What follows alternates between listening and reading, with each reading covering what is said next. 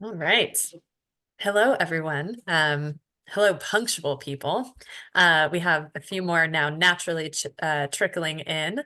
But we are so excited to spend the next hour with folks from across the country talking about the role of social capital, and specifically how it overlaps and intersects with youth apprenticeship.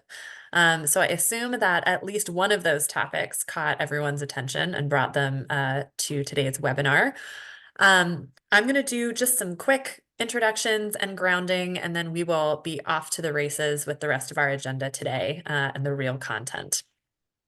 So before we get going, my name is Jill Armington. I'm the Director of National Partnerships at CareerWise, and I'm joined today by my colleague Mandana Nakai, who's the Senior Manager of Research and Evaluation at CareerWise. And we're facilitating this webinar through our partnership with JFF. We work with them on a youth apprenticeship intermediary USDOL contract. And part of that is really about sharing learnings with folks from across the country doing this work together. And social capital came up time and time again as an area that maybe feels a little squishy, is a topic we all want to focus on and figure out more because we know how deeply it matters for our participants. We know that access to social capital is dependent on a number of other societal factors. And we, the practitioners, want to make it more accessible for those who need it most. So that's why we're talking about it today. And I'm going to tell you how we're spending our time on the next slide here. Also, knowing that we just introduced ourselves, feel free to drop your name, your organization, your title into the chat to start building your own social capital with your fellow webinar attendees today. All right, so the agenda today, Manjana, if you can go back one.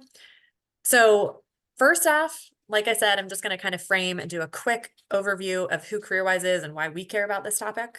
And then I'm going to hand it over to Mandana, who's going to do most of the talking and share one, what is social capital, and really ground us in that before funneling a little deeper into the role of social capital specifically in youth apprenticeship, or excuse me, youth development more broadly, before honing in on how youth apprenticeship and social capital connect.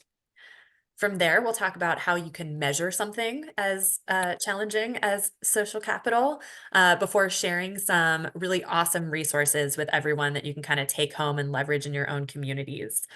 We will also do a short exit ticket feedback survey at the end because we're really interested in whether or not you found this content useful and any lingering questions that you have, knowing that we will be continuing today's conversation in 2 weeks. Monday, the 26th of February at this same time, depending on what time zone you're in, you can look at your clock and figure that out. But in exactly 2 weeks, we'll come back together to address a lot of those questions, go in deeper into some of those resources, and really continue the conversation. Love seeing some of these names and orgs coming through in the chat. Keep doing that if you haven't already, as I set a little bit more context here. So if you are not familiar with us at CareerWise, we are a national organization that primarily focuses on youth apprenticeship. And really, we were created to actualize and realize this lofty vision that I know so many of us on the call care about in our own different ways. But we really envision an education system that is interconnected between employers and youth and our broader communities to ensure that students are able to access meaningful education both in the classroom and the workplace that develops their skills, connects them to a dynamic economy, and redefines how employers access talent and contribute to the co-development of that talent they seek. We're hoping that this increases equity and prosperity across our broader society to the benefit of those students and employers alike. And over time, we've really done this in 2 ways. One, through our initial location in Colorado, aiming to develop a world-class modern youth apprenticeship system that extends statewide. And then additionally, through this nationwide movement where we engage folks like yourself from across the country to continue expanding access to youth apprenticeship across the country. And here's a little visual. If you are a visual person of what I just shared in a lot of text, you can see that there are a lot of dots on this map, and hopefully you see yourself on here. But we are a learning hub within the PIA Partnership to Advance Youth Apprenticeship. And through our role as a learning hub, we try to share all of our learnings, our challenges, our mistakes, our growth points, our successes, our promising practices with folks all across this map. So we are excited to raise and address one of the questions from many of these locations about social capital with all of you today. That is my preamble, and I'm now going to, without further ado, toss it over to Mandana to take us into the content for today's conversation. Awesome. Thank you so much, Jill. That was a great intro, and echoing Jill, it's wonderful to see some familiar faces and really exciting to get to meet some new folks today. So as Jill said, I'm going to be doing a bit of talking, but then we'll also have opportunities for you all to kind of digest what you're hearing amongst one another. And as she mentioned, we are going to start off with a little bit of a grounding in what social capital is.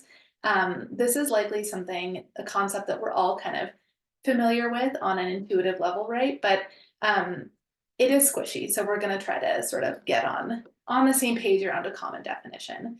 So social capital, again, it's a huge topic. It's been studied by researchers from across sectors and across the world for decades. So we could choose from a lot of definitions.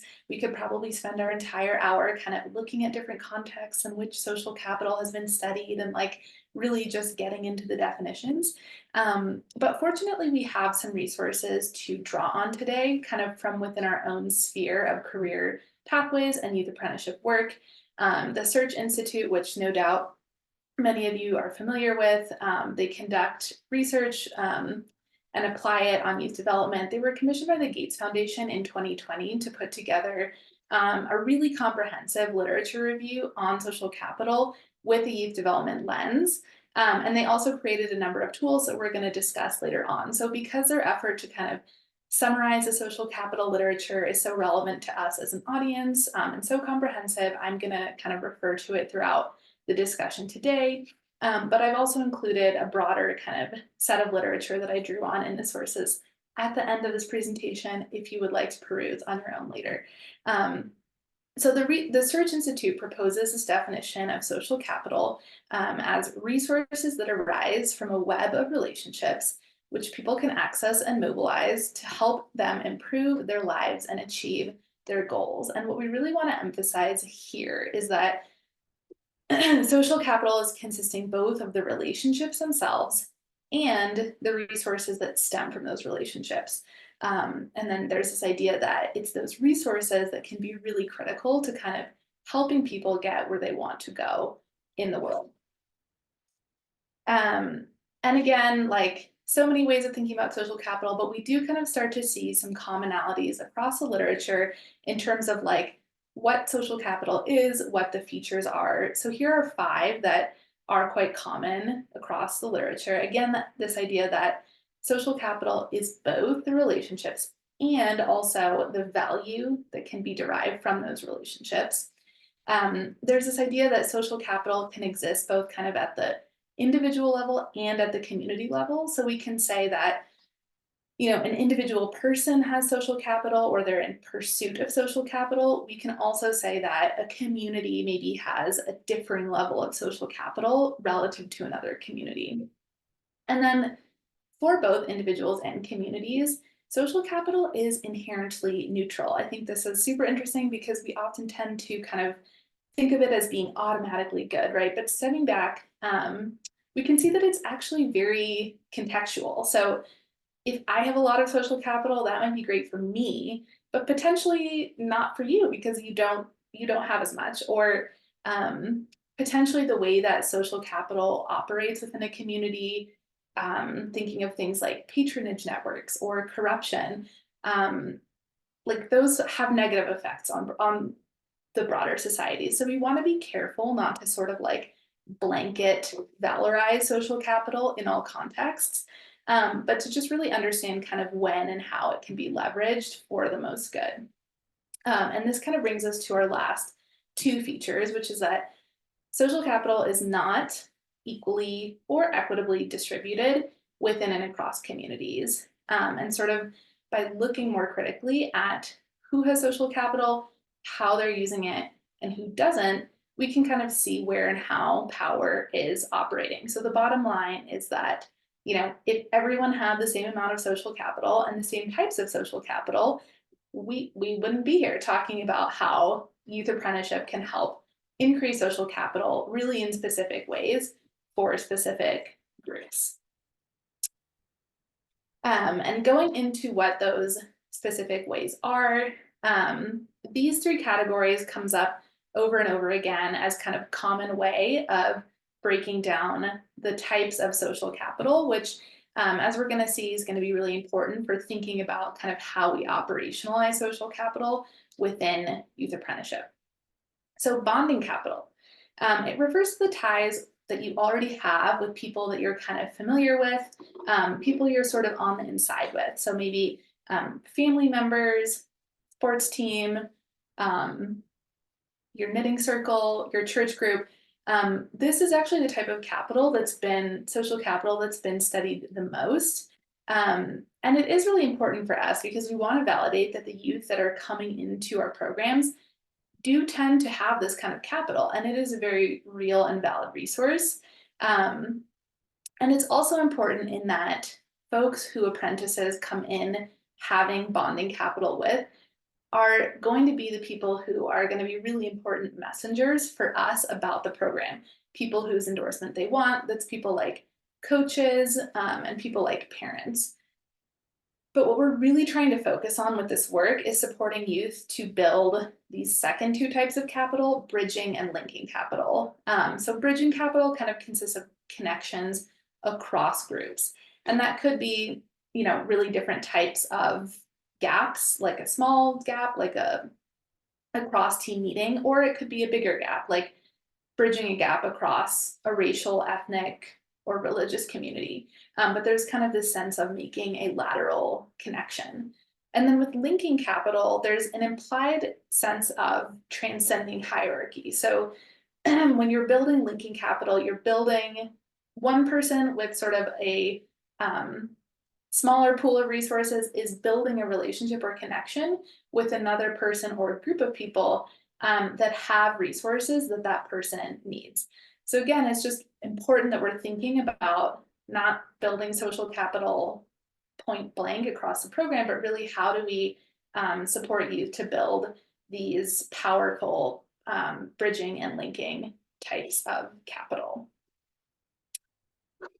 Okay, we are just a couple more points here and then we'll have time for discussion, but we're going to hone in at one level from social capital writ large to really what the connection is to youth development. And so we're all here because, there's evidence that social capital brings about positive outcomes for youth. These are really good things. They're exciting things. So for every kind of point on this list, we can find studies that show at least some kind of relationship between social capital and these outcomes like health and well-being, mental health, resilience, college, kind of aspirations and motivation, educational attainment, and employment outcomes. Oftentimes, what we're seeing in these studies is a relationship. We're not, usually seeing that social capital is the one singular causal link to these outcomes, but nonetheless, we are seeing that social capital is positively associated with quite a number of outcomes that are all, probably likely in line with the types of things that we're hoping to bring about through our youth apprenticeship programming. So that's great. But unfortunately, we know that there are gaps in who has access to the types of social capital that can drive those outcomes that we just looked at, right? So again, we don't know as much about the role of social capital for youth development, um, for relationships with adults at work. Most of the research has focused to date on, again, on relationships with adults in family or neighborhood settings, which is that bonding capital we talked about. But research on those adult relationships at work or school is picking up, and hopefully that is something that we will all, a few years from now be able to say that we're able to contribute to. But from that kind of emerging research on youth relationships in the workplace or with folks sort of in positions of power, we do unfortunately and unsurprisingly see that youth of color and those from low income households are less likely to have that bridging or linking capital, right? Those relationships through which they're getting not just exposure, not just kind of awareness and advice, but also really meaningful access and ability to leverage kind of real resources that help them build careers. So again, we do want to always be celebrating that bonding capital that apprentices have and support their ability to grow those relationships, but we also just want to be aware of kind of where power is located, where it can be accessed, and it's really oftentimes in these bridging and linking relationships. So let's just quickly talk about what those bridging and linking relationships can look like in the context of youth development and even youth apprenticeship. So here we're referencing an existing framework that defines a developmental relationship, might be something that folks on the call are familiar with. So this is a type of relationship that, again, is going kind of beyond that bonding capital to the point of really developing bridging and linking capital. And the point here is that a developmental relationship between a young person and an adult is one in which the adults are really in a position to kind of like expand the horizons of young people in a meaningful way. So we have these elements like expressing care and challenging growth that we see in a lot of the bonding capital relationships. But we're also going further to say these are relationships where adults are providing support in a very hands-on way. They're sharing power and they're expanding youth possibilities. So we are speeding right along here to our first opportunity to kind of digest all that I just threw at you. So I'm going to pass it over to Jill to facilitate our discussion. Awesome. Maybe that was a lot of content. Hopefully you learned something new. And we want to kind of let that content simmer a little bit and help you, again, forge some social capital and meet some of your colleagues who are on the call today. So what we're going to do is just a classic think, pair, share exercise. So if you went to school here in the US, you might have done an activity similar to this as a youngster, and we're going to do it again. So we've got 2 questions for you to kind of think about based on all of the content that Mandana has shared so far. 1, and Mandana is going to drop these in the chat so that you have access to them even when you're off in breakout rooms. 1 is, how do you see how do you see social capital as being relevant to youth apprenticeship? 2, what kinds of social capital can youth apprenticeship create? So you heard some of the different types and features of social capital from Mandana earlier. So you'll kind of marinate on those 2 questions. I'm going to get out of your way for the next minute, jot down some notes, think about it, try not to answer an email during this time. And then we are going to send you off into breakout rooms for 2 minutes where you're going to be with 1 to 2 other people to do a quick share out. And then when we come back, we'll just spend a minute or 2 hearing from some groups eager to share. All right, 1 minute, think about these 2 questions, and then I'll let you know when I'm going to send you off.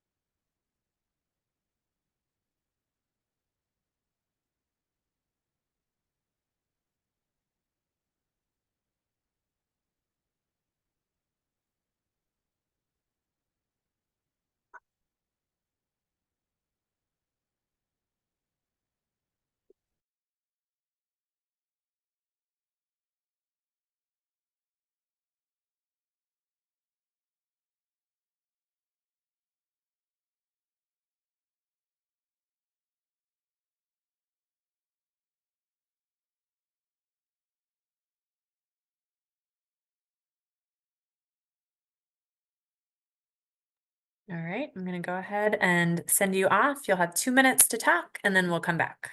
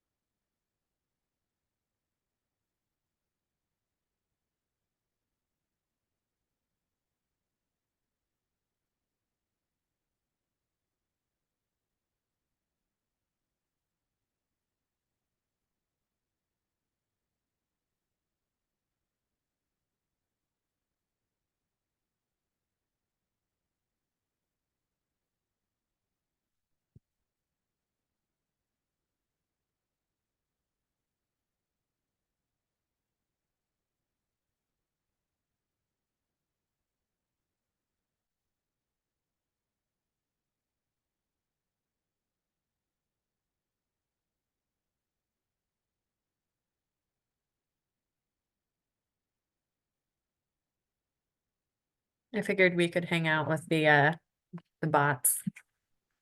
Yeah, how did the bots get in? I let them in. But I think that some of our attendees have them as Oh, interesting. little friends. It's the first time I've seen that. I guess I could pause the recording. All right, I think everyone has returned. Hopefully you had some good conversation about these two questions. Any thoughts to share with the broader group? Any aha moments?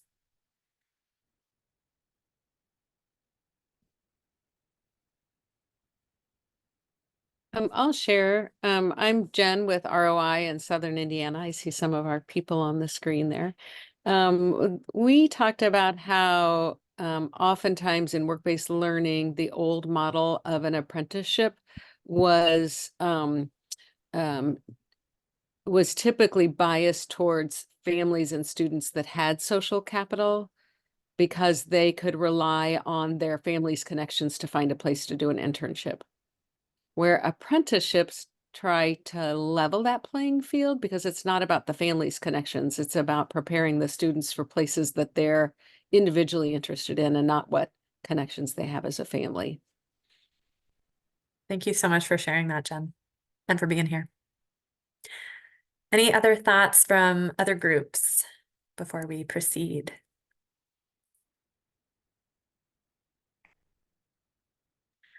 All right, we're going to get rolling, but if you do have a little aha to share, please go ahead and drop it in the chat as we keep moving. All right. So we are now going to kind of tighten down the aperture just a bit more from social capital and youth development to social capital and youth apprenticeship specifically. So earlier we said that social capital is often studied as kind of an input, right? One of a few different variables that might contribute to outcomes that we care about. When it comes to youth apprenticeship, we actually want to start thinking about social capital as an outcome in and of itself. So this visual depicts kind of a standard youth apprenticeship program to the extent such a thing exists. It's based on CareerWise's logic model, which is just a simplification of kind of how the work that's in the control of the organization, those inputs and activities, lead to our outputs and our outcomes that we care about, that we measure, that we hold ourselves accountable to. So I won't go through each item here, but the intent is to show that we have a bunch of different inputs and things that staff are doing, things like recruiting businesses and students, facilitating on-the-job learning, training apprentices, training supervisors, and so much more. And from all of that, we hopefully get to a bunch of different outcomes we can measure, the things like competency attainment and wage growth and employment. And among those, down there in the bottom right, is social capital. So the point is that social capital is something we think is a measurable outcome of youth apprenticeship, but it's also something that interacts with these other outcomes, and maybe even augments them. So in other words, it's something we care about in its own right, and it's also a factor that has the potential to kind of boost the strength of some of these other outcomes, something like wages or employment. So we're going to break that down even more. This visual is zooming in on just the social capital component of the youth apprenticeship program, so we can really see kind of how we're hypothesizing social capital is created within the program and what those outcomes look like. So again, on the left-hand side, we have this group of inputs, our staff or our stakeholders, and those staff are responsible for executing a set of activities that relate to social capital. So first, we're kind of directly facilitating the creation of these new relationships between youth and themselves being the staff, maybe between youth and apprentice peers, alumni, supervisors, maybe even potentially other adults in the apprentice industry, simply by like facilitating the creation of apprenticeships and on-the-job learning, maybe through things like holding networking events, and then also, you know, through the course of like relationship or case management that the staff are doing. But the important thing we really want to highlight here is that we're not just kind of putting together youth and adults and saying, hey, get out there and build your own networks, and then we're going to like collect all these social capital outcomes. We think staff are also doing very intentional work with all these stakeholders to kind of teach them about developmental relationships, why they're important, how to build them, and how to leverage them. Because again, social capital isn't just the relationships themselves, but really the value that's coming from them for the relationship holders. And so then we see these kind of two stages of outcomes occurring, right? We have the first stage of outcomes that occurs when youth are building these new bridging and linking relationships with people who are actually in a position to kind of try to provide them with new resources, new assets, and new access. And we might also see that youth are developing new capacity to actually deepen and leverage their bonding relationships that they came in with, right? People in their communities. And then we have this secondary outcome bucket, and these are things that you know, are both influenced by the relationships and by other parts of the program as well.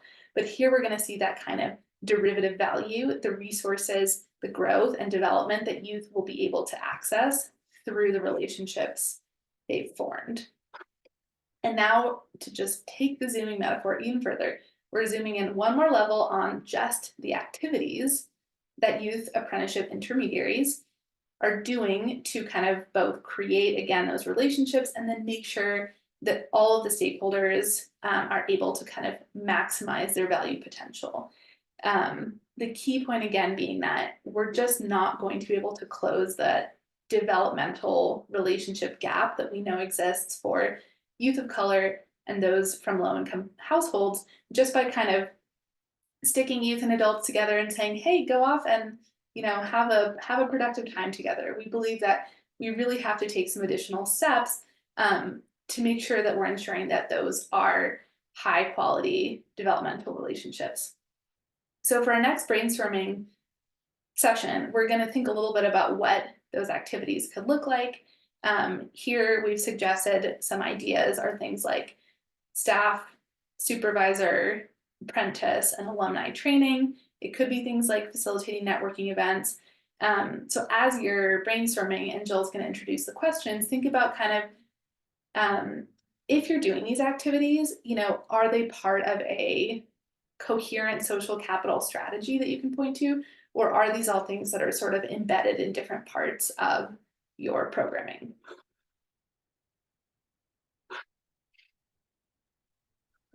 I am gonna just quickly see if anyone has questions before you do some self-stewing.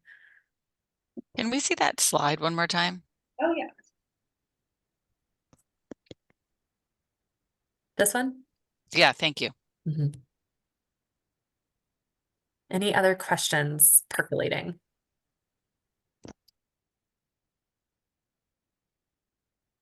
Awesome. Okay. So the next questions to think about. If you don't have questions for us, we have questions for you. They're in the chat as well. What activities can youth apprenticeship implementers do to create social capital outcomes? So to Monda's point, it's not just going to happen through osmosis. Building off of this slide here are maybe some ideas for those intentional activities with the intended outcomes, but what other activities can you consider kind of for that bottom rung there? What else can be done to increase that good social capital? And then second, does your program have an intentional social capital strategy? And if so, what have you learned? If not, what have you learned? Take a minute to think about it, and then we are going to repeat breakout groups, but with new people.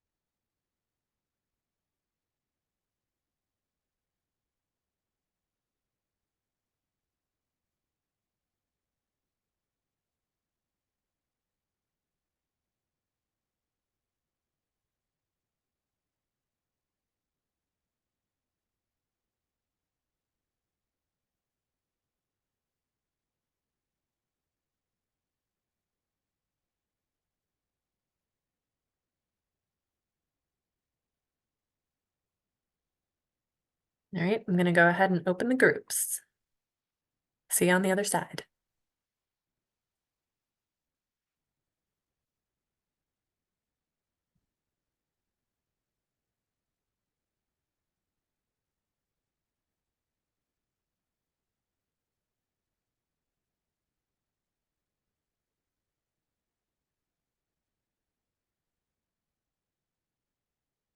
I sent away the little AIs to talk to each other.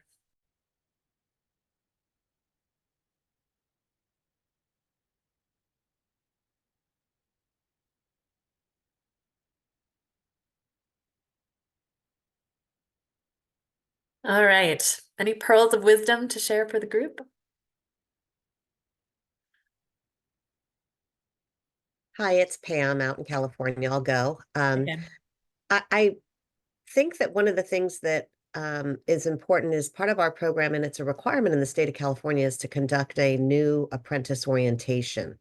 And I feel that a lot of social capitalism is imparted upon the young apprentices, their parents, and the employers doing during our new apprentice orientation. We provide everybody with a handbook. We make sure that and it's a full hour. We've now gone back into in-person, which is really nice. We bring the administrators to the high schools in, anybody who is overseeing these students, just so everybody's on the same page.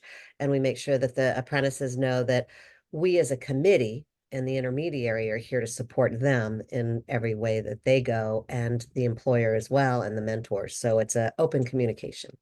That's awesome to start that off right from the beginning. Thanks for And sharing. everybody has to sign papers. So they all sign that they got this and that we've discussed it with them. And so, I mean, there's a lot more we can grow upon, but I think that's a start for us. Definitely. Thanks. Anything else that arose?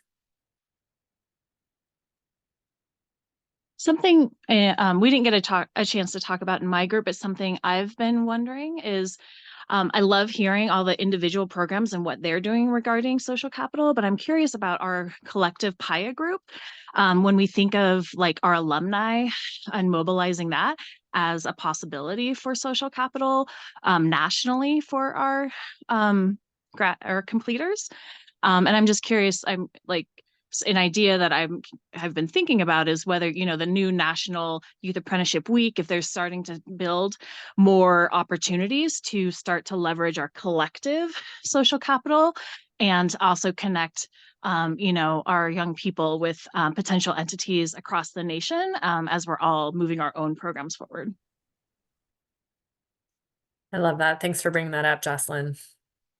And that's, this is kind of a little microcosm of that, right? How do we as adults leverage those larger networks? And how can we maybe model that or create the same opportunities for the participants themselves?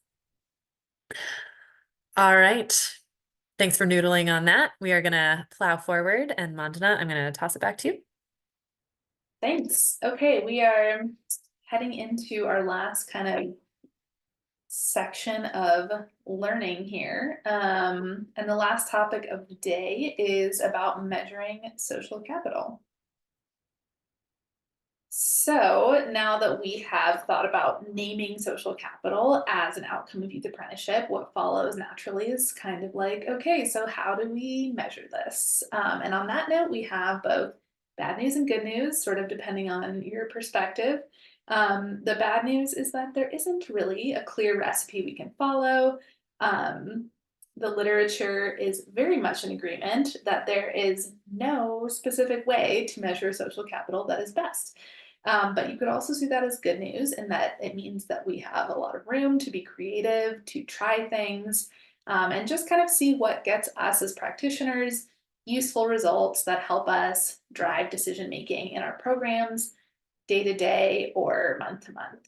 And again, in doing so, we're really kind of charting this relatively new course.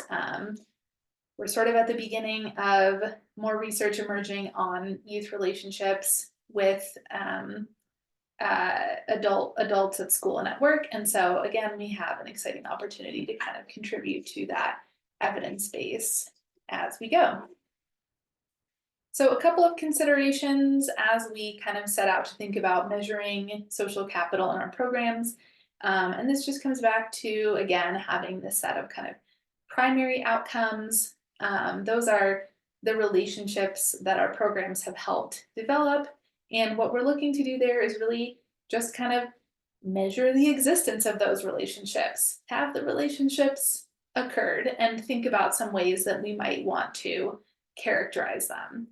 And then we also want to think about, to the best of our ability, measuring those secondary outcomes, the kind of value that youth are deriving from those relationships. And again, those are things that are just not going to be tied quite as closely to our work in setting up the relationships. But they are also, those are kind of our primary program outcomes and things that we really care about. The primary way that folks think about measuring social capital is really through self-reported survey data. So again, there's no like one right survey question or survey instrument, but generally speaking, we're mostly talking about different kinds of surveys. There's definitely ways to kind of get creative and leverage technology, social media to kind of do more get more observational data or just more sort of objective data. But for the most part, we are thinking about using self-reported survey data. So as you think about measuring social capital, a huge factor will be what is your organization's capacity to send out surveys and sort of what do you already have going on in that department. That's kind of the biggest consideration that we at CareerWise face because we don't want to send millions of surveys, as much as I would like to our apprentices and employers, asking them millions of questions. We have to be pretty targeted when we're asking for feedback and information. And so we're sort of wrapping our social capital questions into that one annual opportunity per year. But you can think about, do I have more opportunities throughout the year to sort of do dedicated research on social capital, or is this something that I will need to integrate into maybe an existing survey process? So I'm just going to show you all two different frameworks for asking questions about social capital. And I know that there's a lot of words on this slide. So in the follow-up resources Jill will send, you'll be able to really dive into these two resources in much greater depth, but wanted to kind of give you a taste of 2 different options that are available, and really useful, like sort of off the shelf, that are relevant to our space, to youth career and pathway development. And the first, again, comes from the Surge Institute. It's called the Scale Measures. And this is a really robust survey instrument that this group of researchers developed. They tested it and validated it using lots of fancy statistical processes. So it's very much like something you can take wholesale if you wanted to and just run this survey. It's available online. But the trade-off is that it is, you know, again, it is a sort of longer survey that is just focused on social capital. It is organized around these 4 domains that are on the left-hand side of the slide. Each of those is then subdivided into the sections in the middle column of the slide. So you can see that it's very comprehensive, which is great. And then I've included on the right-hand side some examples of the types of questions that they're asking about. And these are all framed as like, to what extent do you agree with the following statement? So to what extent do you agree that, you know, the apprentice supervisor shows me that I matter to them? So it's a series of questions that look pretty much like that. And they give you really good resources for how to analyze the data. And it's actually quite simple. So they've done all the technical work on the front end. So that is the scale measure. And, you know, I think there's also an opportunity to look into that and see what you'd want to take from it and maybe just test a component of it or a few questions out, rather than necessarily running the whole thing wholesale. And the other one, it comes from the Christensen Institute. It's called the Missing Metrics Framework. And this one is a little bit more flexible. What they've done is proposed basically organizing measures of student social networks around these 4 buckets: quantity and quality of relationships, structure of networks, and ability to mobilize relationships. So again, getting at that, like, are these relationships there? And then sort of like, how do we characterize them? And for each of those buckets, they've proposed different potential survey questions that could kind of get at those categories. They're not necessarily tested or validated. They don't recommend that you run them in any particular order or even use all of them. It's sort of more of a pick and choose, like see what works for you type of framework. And so this is what we've used at CareerWise in our annual survey that we send to apprentices. We have just one question that relates to each of these buckets, and it's by no means the most robust or perfect way of measuring social capital at all, but it gives us something to go on, right? And we know that there is just sort of this significant trade-off between,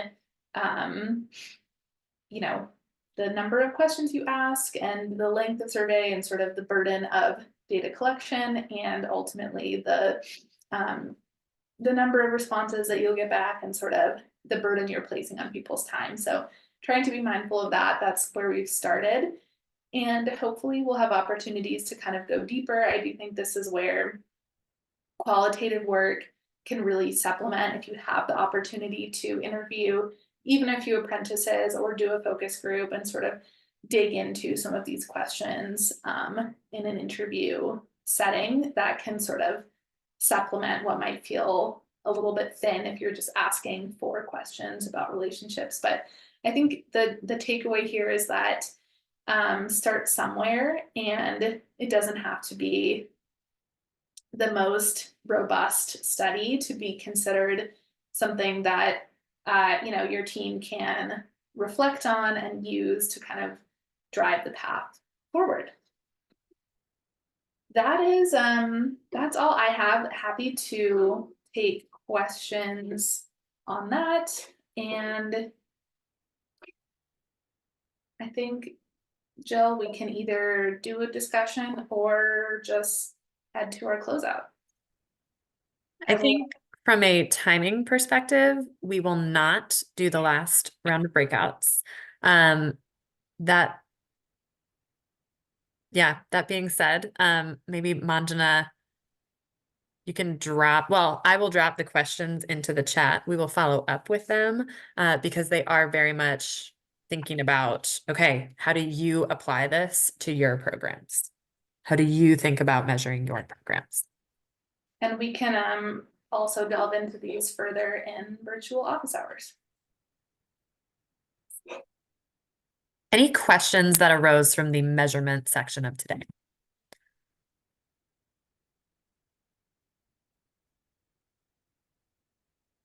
Cool. It's everyone's favorite topic, we know. All right, but we get comfortable with the discomfort. Moving forward to programmatic resources. So one resource, of course, is Manjana Nakai. As she has proven today, she's done a lot of delving into this topic, given the questions that our network and the community has about social capital. So certainly everything that we've shared today, we will follow up with in an email so that you have access to all of the slides, the frameworks that Manjana highlighted, the different survey questions as well. But then we're really highlighting these 4 toolkits specifically.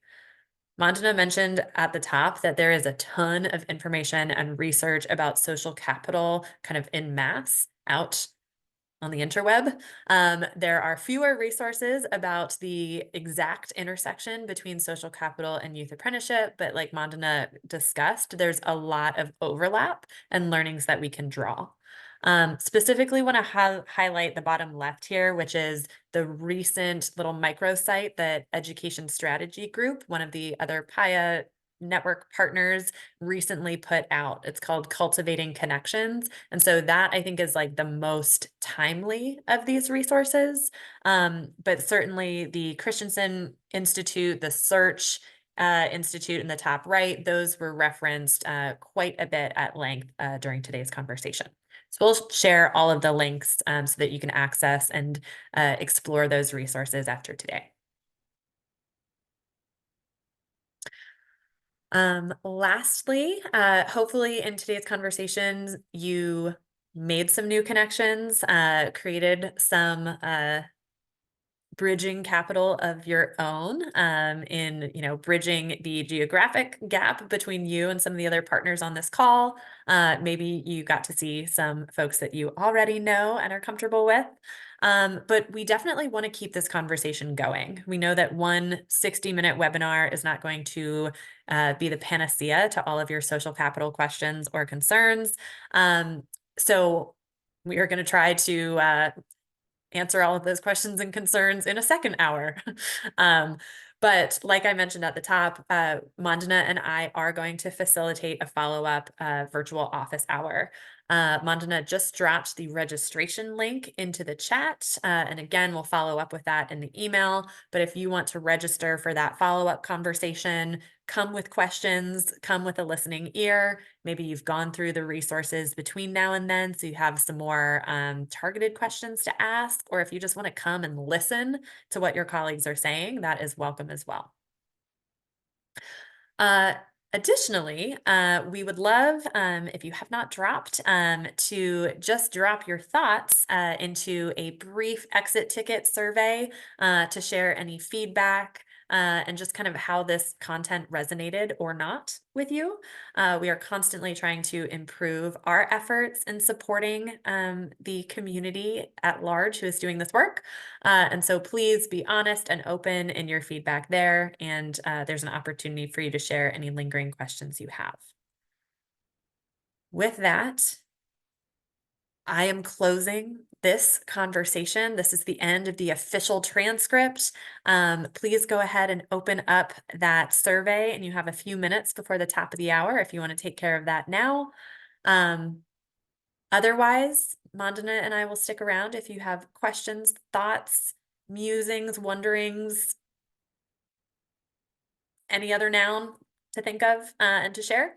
But otherwise, thank you all so much for your time today. We will follow up with a recording of this, the slides, and a cornucopia of resources, and have a wonderful rest of your day.